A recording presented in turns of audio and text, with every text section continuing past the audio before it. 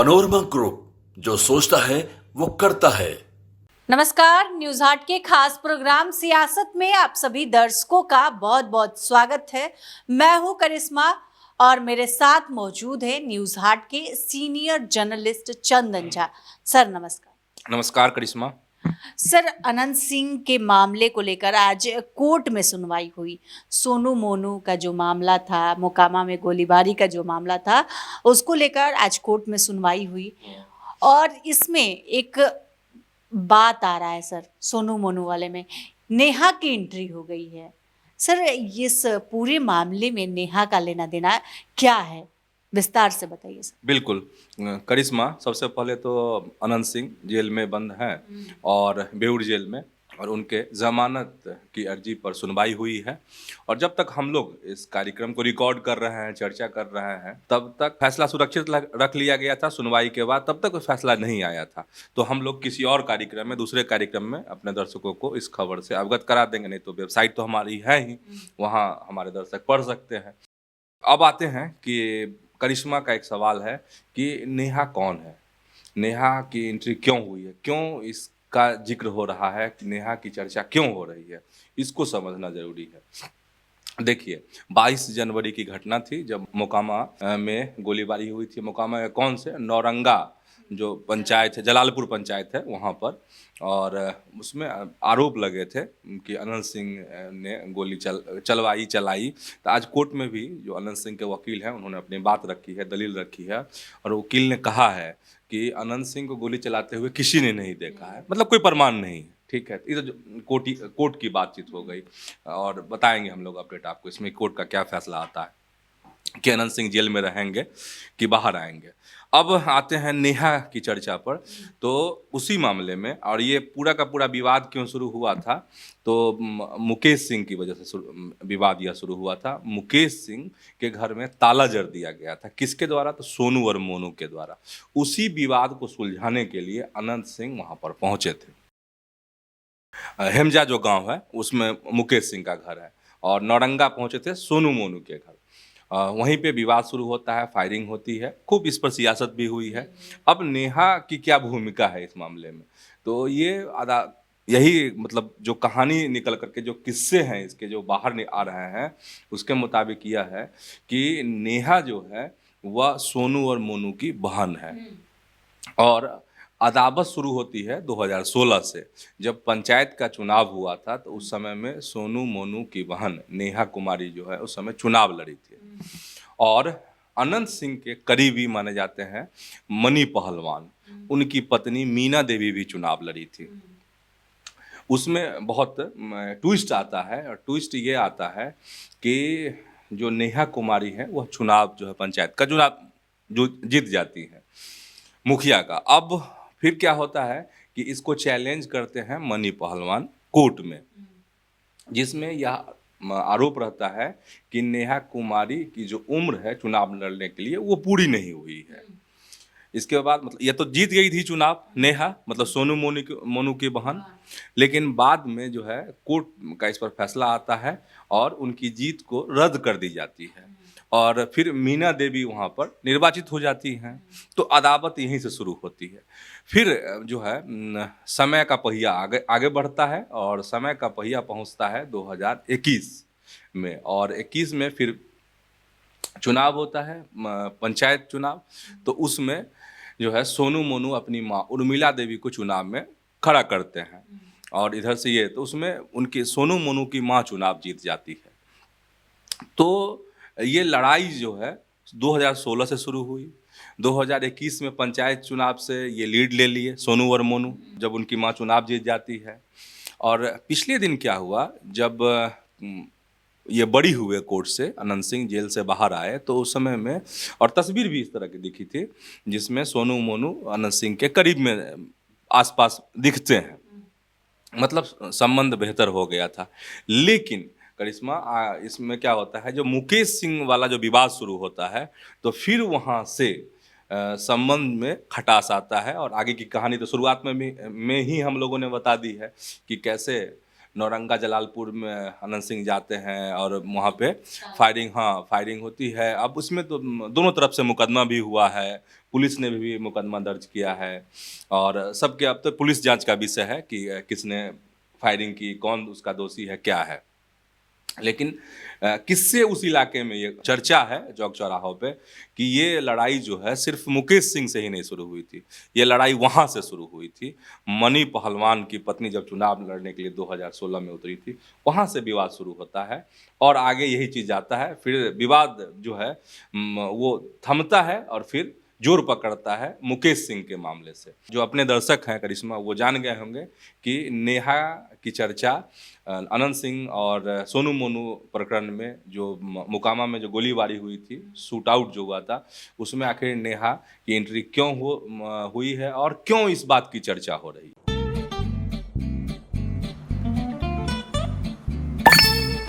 चलो इसको रोकते हैं। रुको रुको, गाड़ी साइड में लो। आरसी और लाइसेंस दिखाओ। बिना आरसी और लाइसेंस के गाड़ी नहीं चला सकते। अरे सर, ये यू बाइक्स है, इसको आरसी लाइसेंस और पीयूसी नहीं लगता। अरे वाह।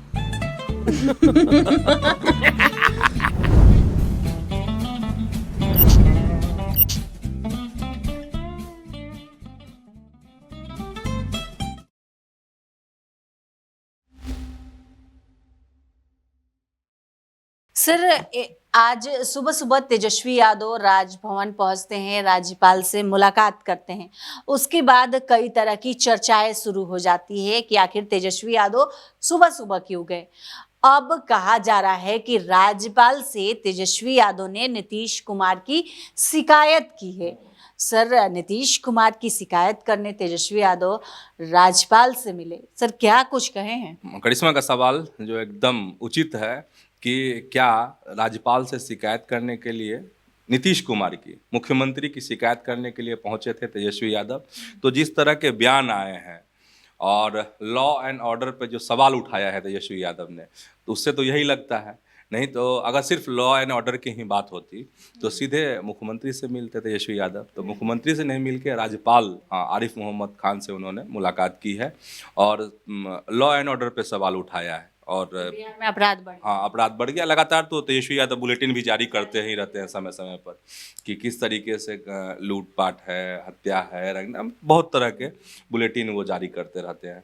और वह कहे भी हैं पिछले दिन तेजस्वी यादव कि देखिए, हम तो बुलेटिन जारी करते हैं, इसके बावजूद जो है अपराध थम नहीं रहा है। जो कार्रवाई होनी चाहिए वह अपराधियों के खिलाफ सख्ती से कार्रवाई नहीं हो रही है।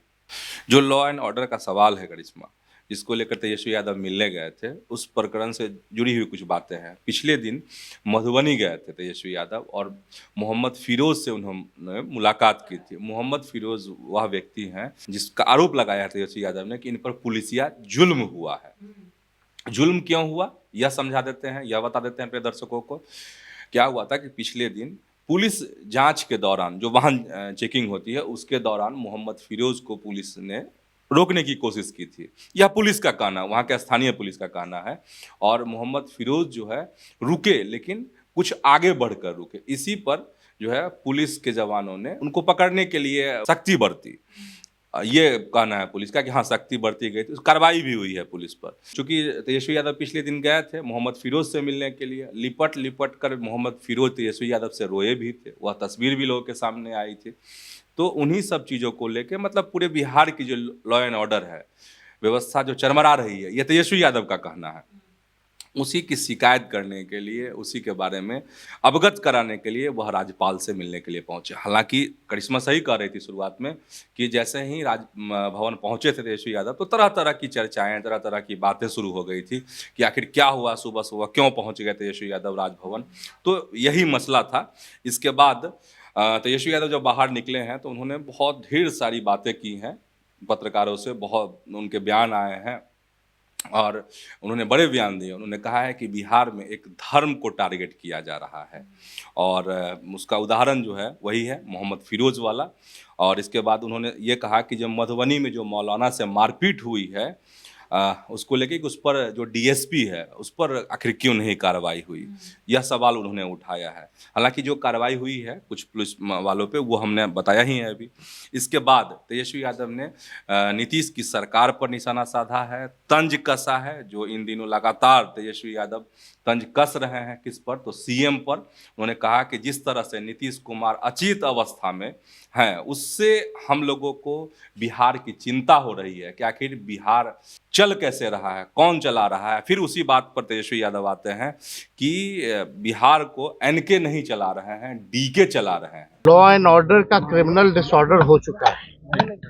पुलिस प्रशासन जनता की सेवा में लगना चाहिए, जनता की रक्षा में लगना चाहिए। रक्षक नहीं बल्कि भक्षक बने हुए हैं और पूरी तरीके से अपराधियों का बोलबाला है। ऐसा कोई भी दिन नहीं है जब बिहार में गोलियां नहीं चलती। तो जिस हिसाब से लॉ एंड ऑर्डर बिगड़ता जा रहा है, जिस हिसाब से